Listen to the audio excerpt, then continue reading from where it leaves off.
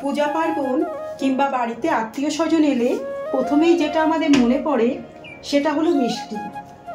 এছাড়া ছোট বড় সকলেরই মিষ্টি ভীষণ পছন্দের।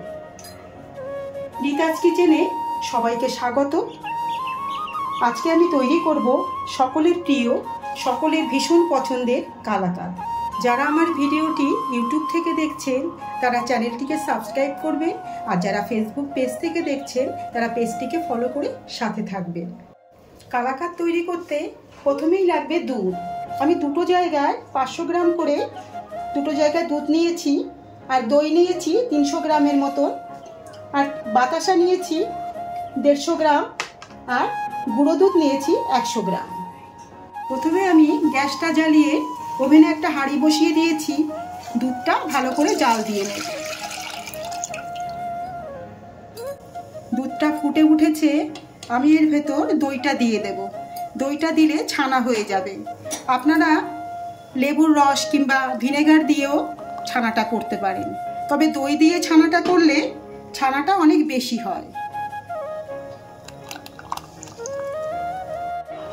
দুধটা ছানা হচ্ছে, প্রায় হয়ে এসছে। আর একটু ভালো করে হলে আমি হাঁড়ির মুখটা বন্ধ করে দেব। দুধটা পুরোপুরি ফুটে উঠেছে। এইবার আমি গ্যাসটা অফ করে দেব।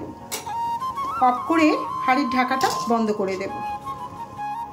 ওভেনে একটা কড়াই বসিয়েছি। বাকি 500 দুধ জাল দিয়ে আমি ঘন করে নেব।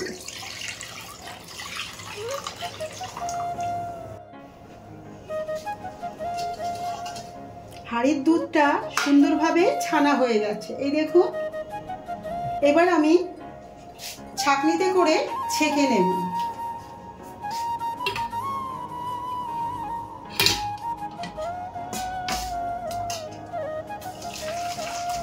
কত সুন্দর ছানা হয়ে গেছে।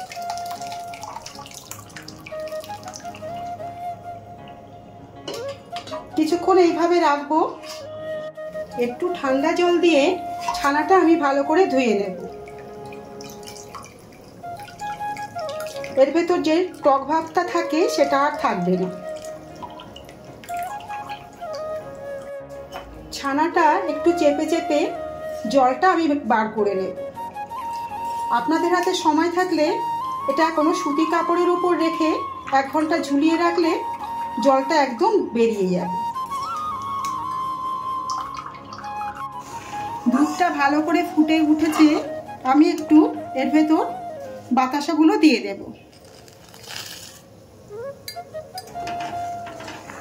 এবার ভালো করে নাড়তে হবে। আর যে গুঁড়ো দুধটা রেখেছিলাম সেটাও এর ভেতর আমি দিয়ে দেব। এইবার সব দিয়ে ভালো করে মিশিয়ে নেব। এইভাবে দুধটা অনবরত নাড়তে হবে। আমি এখানে গুঁড়ো দুধ ব্যবহার করেছি, আপনারা চাইলে গুঁড়ো দুধটা নাও দিতে পারেন। দুধটা ঘন করে নিলেই হবে। দেখুন দুধটা কমে কতটা ঘন হয়ে গেছে। এইবার আমি ছানাটা দিতে থাকবো আর নাড়তে থাকবো। গ্যাসটা একটু বাড়িয়ে দেবেন, দিয়ে সমানে নাড়তে থাকতে হবে। পুরো ছানাটা আমি দিয়ে দিলাম।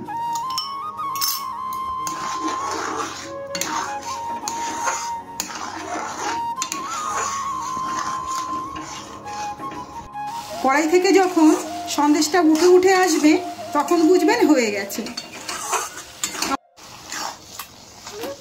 আমার সন্দেশটা তৈরি হয়ে গেছে। এবার আমি গ্যাসটা বন্ধ করে দেব, তারপর নামিয়ে নেব। এরকম একটা টিফিন বক্সে আমি কালাকাঁদটা সেট করব। তার জন্যে টিফিন বক্সটায় ভালো করে একটু ঘি ব্রাশ করে নেব। এখানে তেলও ব্রাশ করা যেতে পারে, আমি একটু ঘি ব্রাশ করে নিলাম, তাহলে কালাকাঁদটা ভালো করে উঠে আসবে। আমি আস্তে আস্তে কালাকাঁদটা এর ভেতরে ঢেলে দেব। তারপর একটু চেপে চেপে বসিয়ে নেব।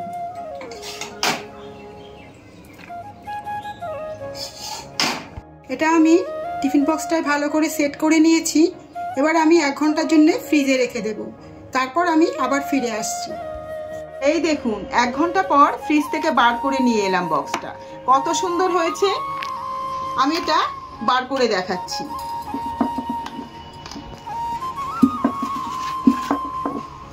এই দেখুন কি সুন্দর হয়েছে। পূজা পার্বণে মিষ্টির দোকানে আর লাইন দিয়ে দাঁড়িয়ে না থেকেই ঘরেই তৈরি করে নিন এই সুন্দর কালাকাঁদ।